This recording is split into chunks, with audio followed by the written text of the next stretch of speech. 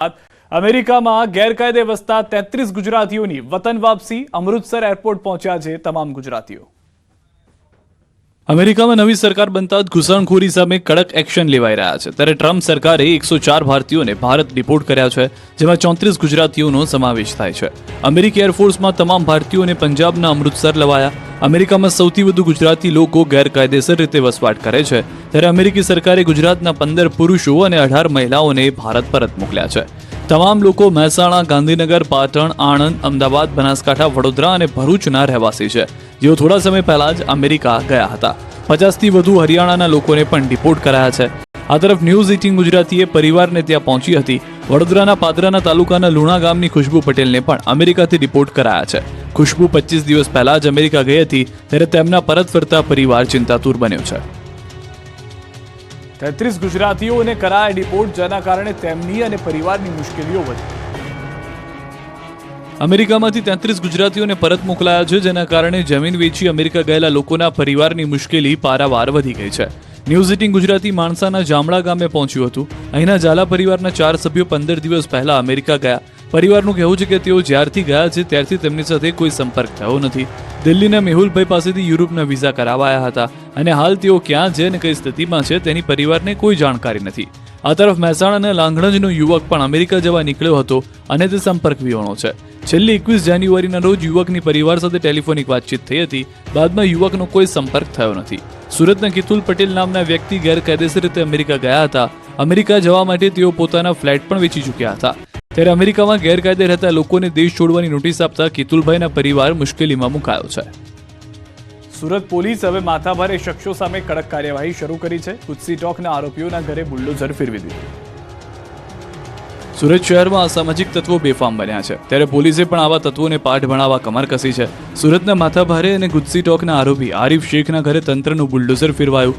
SMC અને police વિભાગે સંયુક્ત કામગીરી કરી દબાણ હટાવવાની કામગીરી કરી। તંત્ર દ્વારા બે ઘર વચ્ચે બનાવવામાં આવેલા રોડનું ડિમોલિશન કરાયું। મહત્વનું છે કે આરિફ શેખ ઉર્ફે મિંડી સામે અનેક ગુનાઓ પોલીસ ચોપડે નોંધાઈ ચૂક્યા છે। આરોપી એટલો શાતીર હતો કે જ્યારે પણ પોલીસ તેને પકડાવવા આવતી હતી ત્યારે ફ્લાયઓવર બ્રિજનો ઉપયોગ કરતો। સુરતમાં છેલ્લા ઘણા સમયથી ગુનાખોરીની ઘટનાઓ વધી રહી છે, ત્યારે અન્ય અસામાજિક તત્વોમાં પણ આ પ્રકારની કાર્યવાહીથી પોલીસનો ડર બેસશે।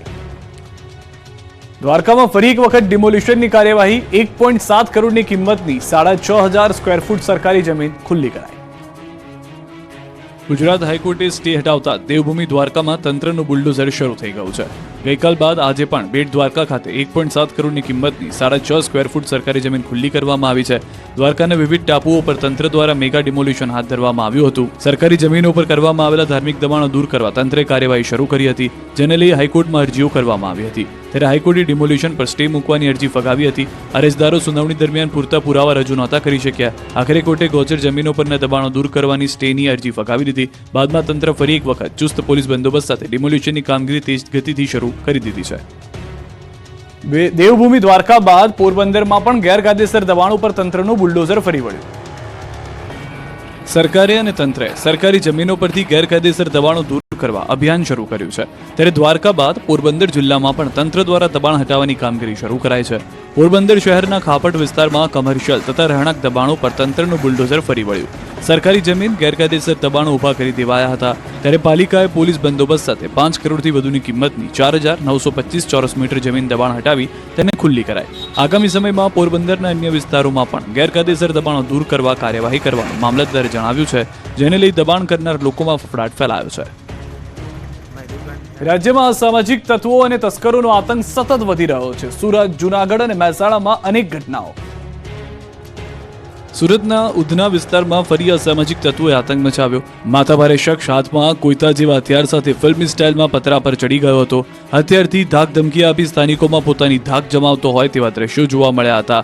સુરત શહેરમાં અસામાજિક તત્વોના વધતા ત્રાસથી શહેરવાસીઓમાં પણ ભયનો માહોલ છે। પોલીસ માત્ર સબ સલામતના દાવા કરે છે, પરંતુ આ પ્રકારની ઘટનાઓ રોકવામાં સફળ નથી રહેતી।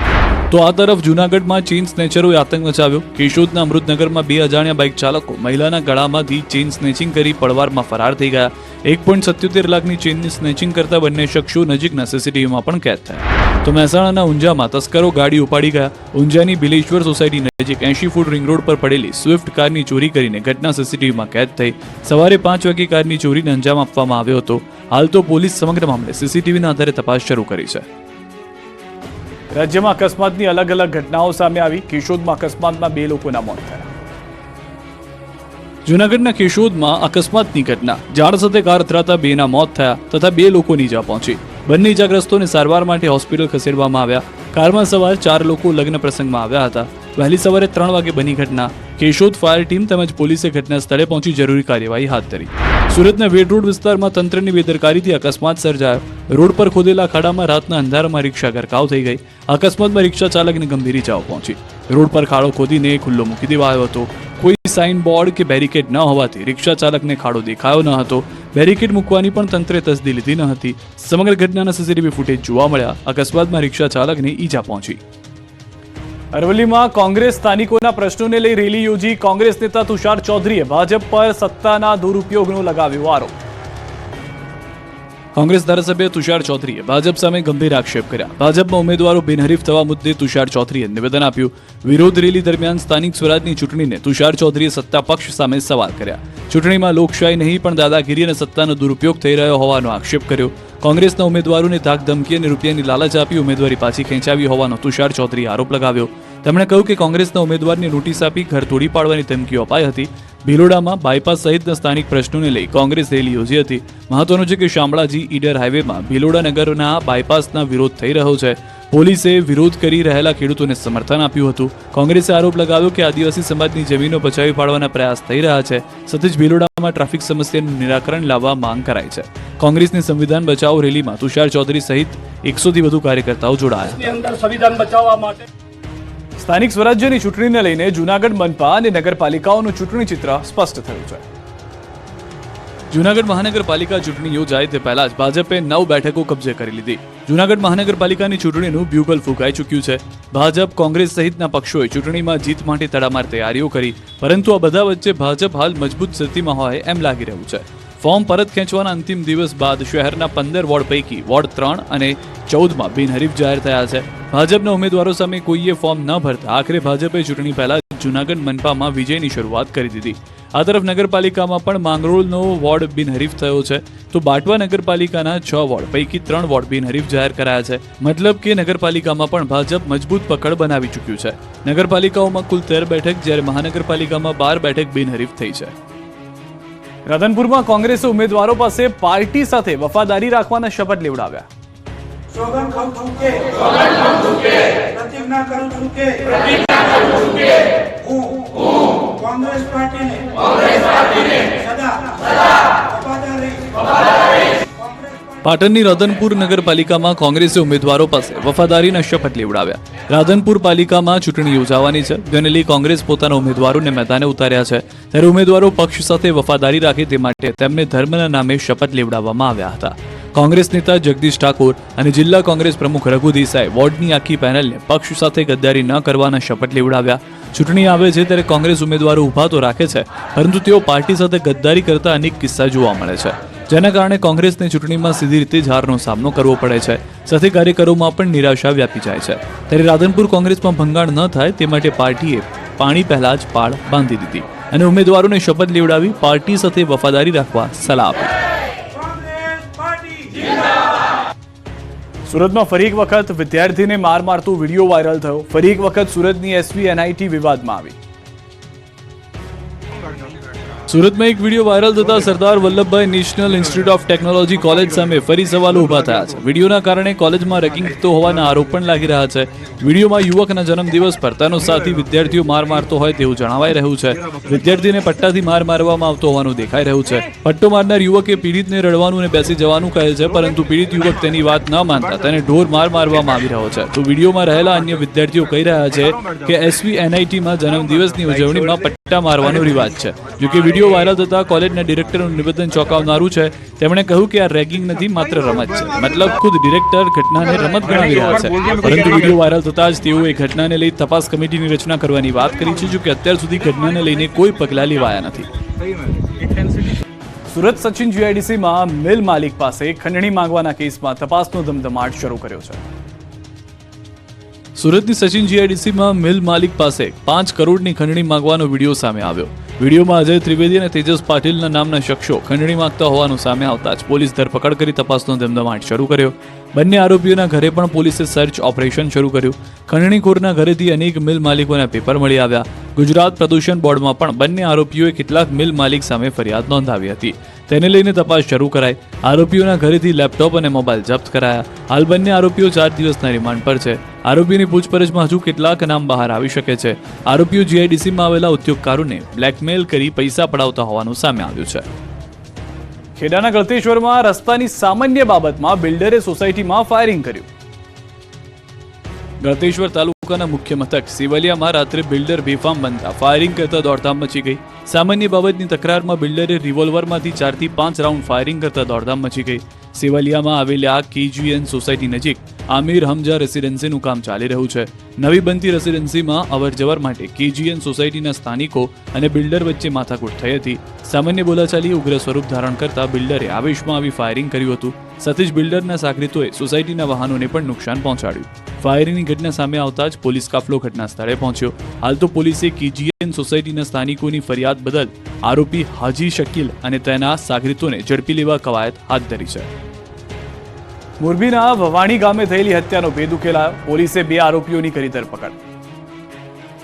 મોરબીના વવાણિયા ગામે યુવકની હત્યા કેસમાં પોલીસે અસલમ મોવર અને જાવેદ ઉર્ફે જાવલો જેડા નામના 2 શખ્સોની ધરપકડ કરી. 2 ફેબ્રુઆરીએ મૃતક વસીમ અને બીજા 2 આરોપી શિકાર અર્થે નિર્જન સ્થળે ગયા હતા, જ્યાં મૃતકે શિકાર કરવાની જીદ કરી, જેના કારણે ત્રણેય મિત્રો વચ્ચે માથાકૂટ થઈ અને બંને આરોપીઓએ વસીમને ગોળી મારી મોતને ઘાટ ઉતાર્યો. વસીમને ગોળી વાગતા બંને આરોપીઓ મિત્રના આકસ્મિક મોતનું જુઠ્ઠાણું ચલાવ્યું. મૃતક યુવકનું બાઇક સ્લીપ થઈ જતા બંદૂકમાંથી ફાયરિંગ થયું, જે કારણે મોત થયું. પરંતુ આરોપીઓની વાતનો વિશ્વાસ ન આવતા મૃતકના પિતાએ ફરિયાદ નોંધાવી હતી. પોલીસે ફરિયાદના આધારે તપાસ કરતા સમગ્ર મામલો બહાર આવ્યો હતો. આરોપીઓની પૂછપરછમાં ખુલાસો થયો છે કે પ્રસંગ હોવાથી મિજબાની માણવા તેઓ શિકાર માટે ગયા હતા. ટેક્સ માફિયાઓ પર ફરી એક વખત ઇન્કમ ટેક્સ વિભાગે સપાટું બોલાવ્યો છે.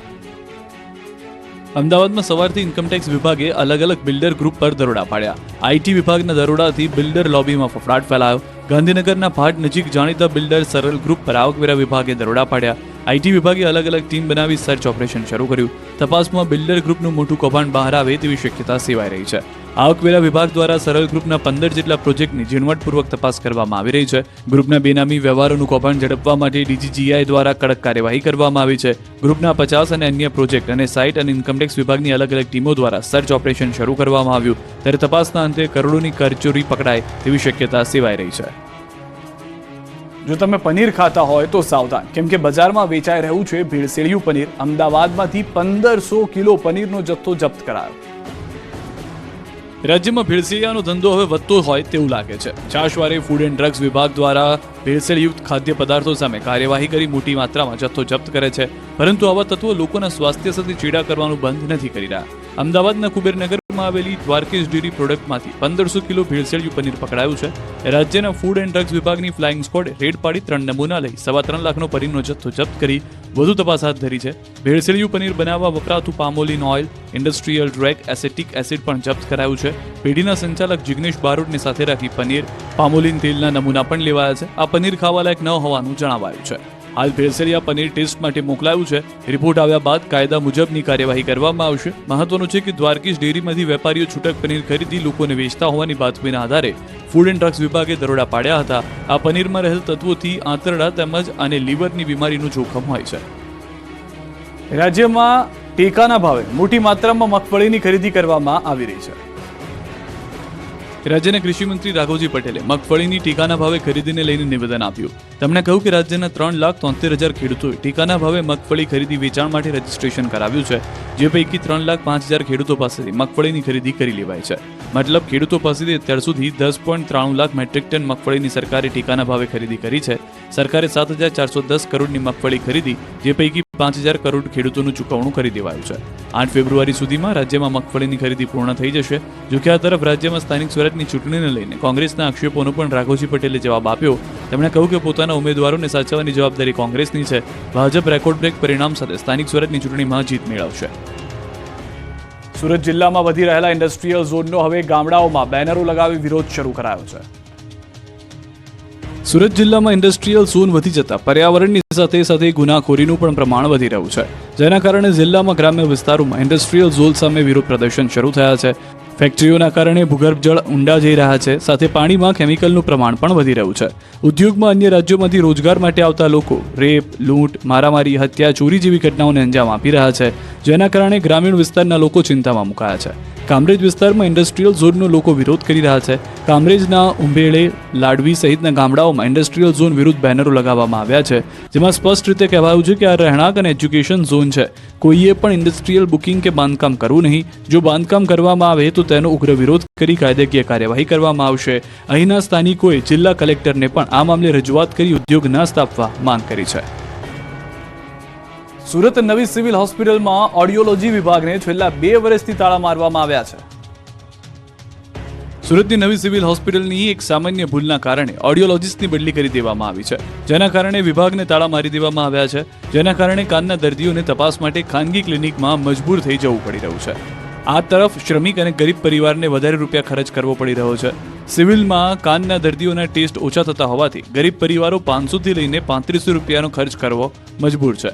નવા ઓડિયોલોજીસ્ટની ભરતી કરવાને બદલે સિવિલ તંત્રે દર્દીઓને હેરાન થવા પર છોડી દીધા.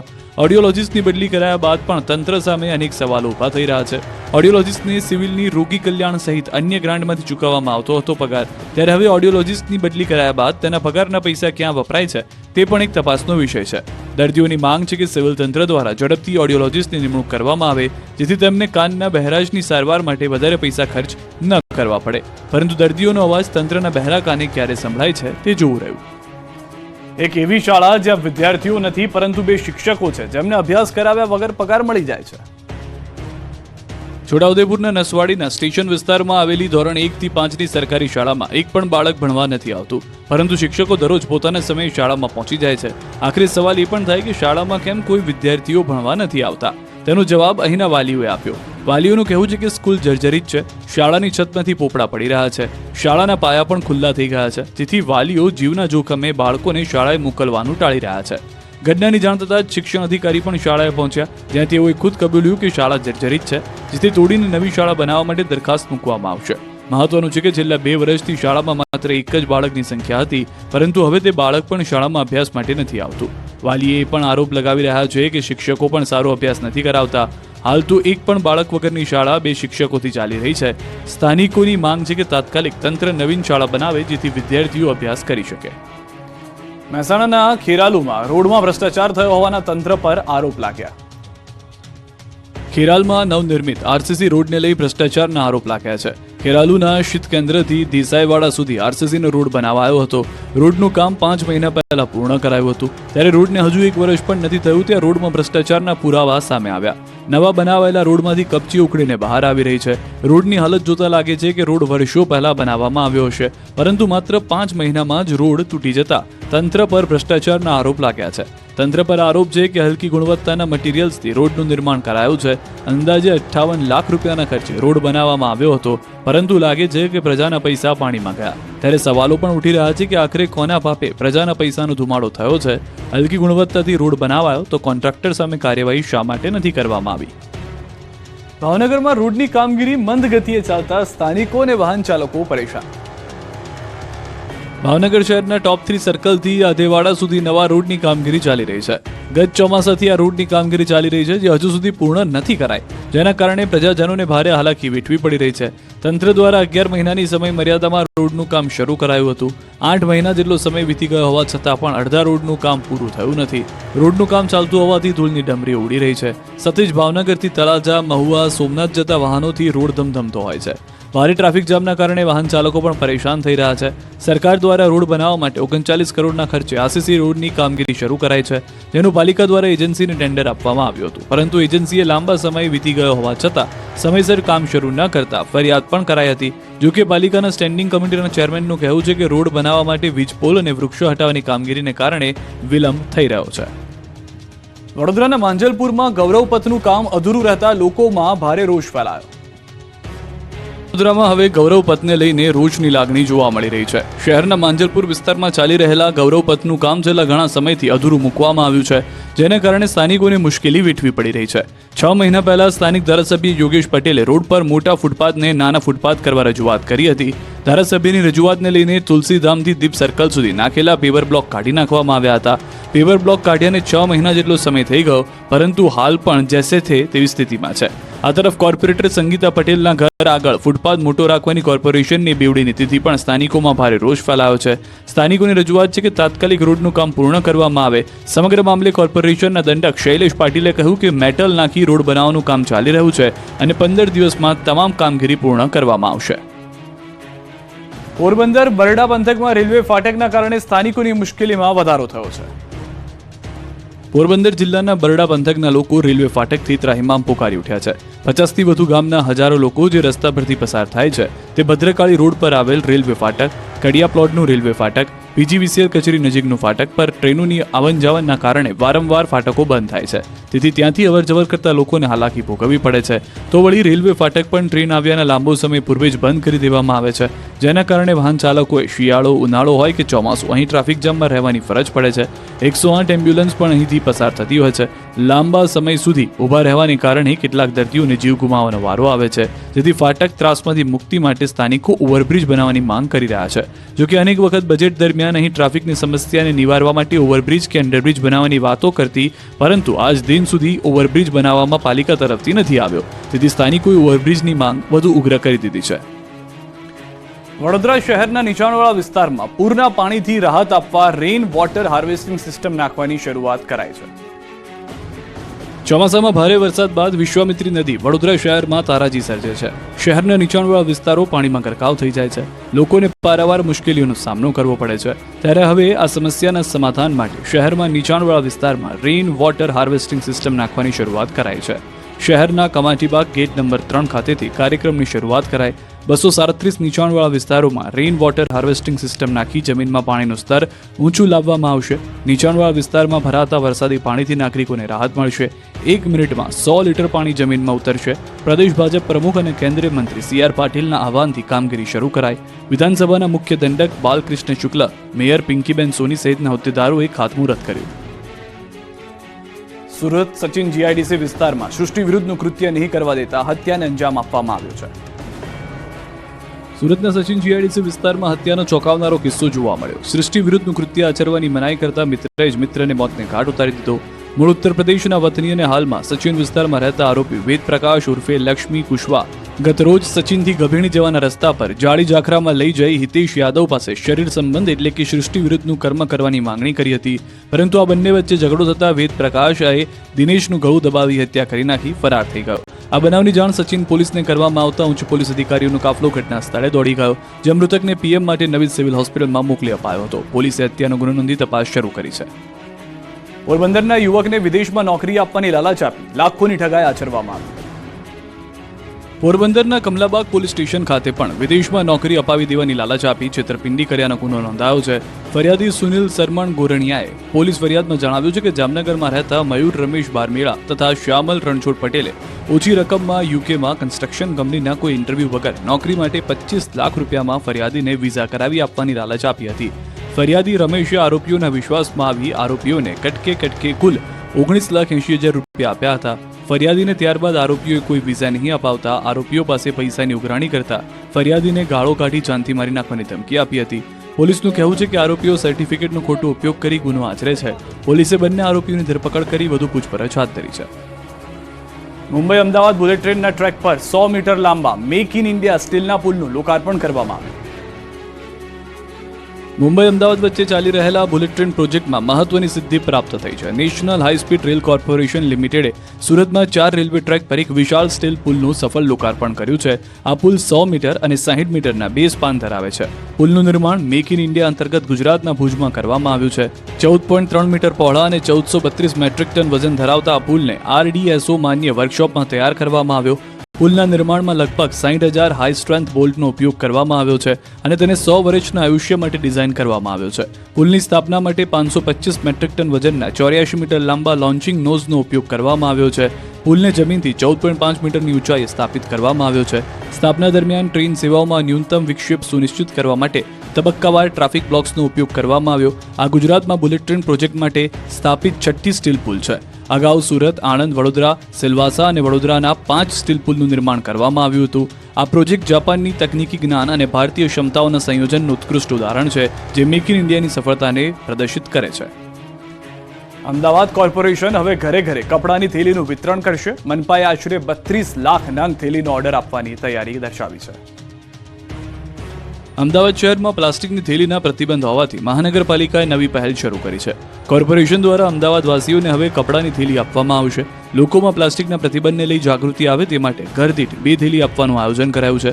ભારત સરકાર દ્વારા 120 માઇક્રોનથી ઓછી જાડાઈની પ્લાસ્ટિક સહિત સિંગલ યુઝ પ્લાસ્ટિક આઇટમનો પર પ્રતિબંધ મુકાયો છે, જેને લઈ એએમસી લોક જાગૃતિ માટે પહેલ શરૂ કરી છે. તેના માટે એએમસી 32 લાખ કપડાની થેલીનો ઓર્ડર આપશે. કેન્દ્ર સરકારના સ્વચ્છ ભારત મિશન અંતર્ગત શહેરી રેન્કિંગમાં અમદાવાદ પ્રથમ આવે તે માટે પ્રયાસ શરૂ કરાયા છે. એએમસી દ્વારા અલગ અલગ એજન્સીઓ પાસેથી થેલીઓ ખરીદવાની યોજના બનાવાઈ છે.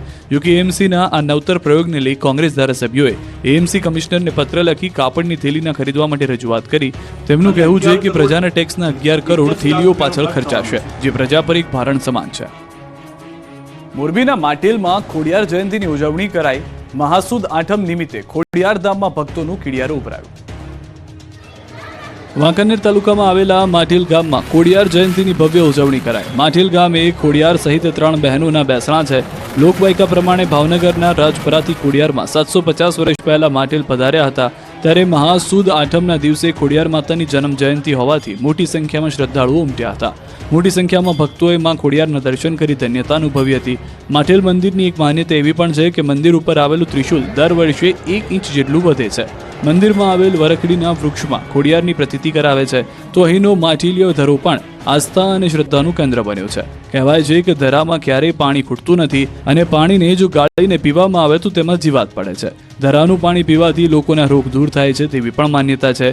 મોટેલ ગામે દરરોજના હજારો ભક્તો દર્શનાર્થે આવે છે. ત્યારે માતાજીના જન્મદિવસને ભક્તોમાં અનોખો ઉત્સાહ જોવા મળી રહ્યો છે.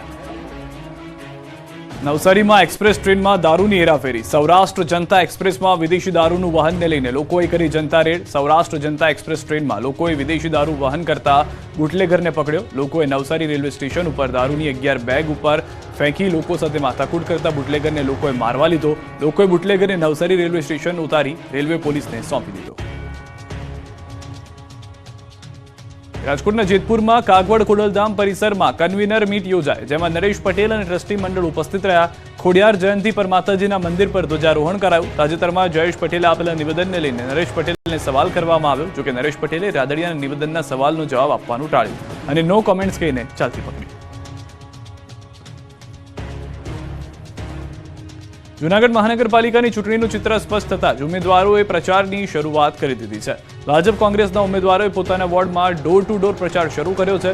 ભાજપ ઉમેદવારોએ ઢોલ વગાડીને પ્રચાર શરૂ કર્યો, તો કોંગ્રેસ ઉમેદવાર વિપક્ષમાં હોવા છતાં જનતા માટે કરેલી કામગીરીના આધારે મત માંગી રહ્યા છે. જૂનાગઢ મનપાના 15 વોર્ડમાંથી 2 વોર્ડ ચૂંટણી પહેલા જ ભાજપ તરફી બિનહરીફ જાહેર થયા છે. ત્યારે બાકીના 13 વોર્ડ પર ચૂંટણી યોજાશે, જેને લઈ બંને પક્ષના ઉમેદવારોએ કમર કસી છે. આણંદથી સમાચાર. એનઆરઆઈને હની ટ્રેપમાં ફસાવવાનો પ્રયાસ. સોશિયલ મીડિયામાં કેળવી હતી મિત્રતા. પોલીસે મહિલા સહિત 3ની કરી ધરપકડ. એનઆરઆઈને ગાડીમાં બેસાડી અમદાવાદ લઈ ગયા હતા. દુષ્કર્મ અને ડ્રગ્સ કેસમાં ફસાવાની આપી હતી ધમકી.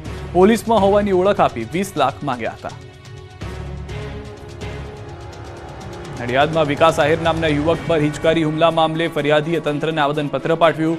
પીપલગ પાસે હુમલા મામલે નિષ્પક્ષ તપાસ કરવા ખેડા જિલ્લા કલેક્ટરને રજૂઆત કરાઈ. ગુનામાં વપરાયેલ 7 વાહનો પણ પોલીસ ન પકડતી હોવાના આક્ષેપો કરાયા. ફરિયાદી વિકાસ આહિર અને તેના મિત્રને ધમકીઓ મળી હોતા આક્ષેપ છે. 10 લાખના હવાલા મામલે થયો હતો હુમલો. વિકાસ આહિર ઉપર સામેવાળા દ્વારા ખોટી ફરિયાદ કર્યા હોવાના આક્ષેપો. તપાસ વિજિલન્સને સોંપવા અરજદારની માંગણી.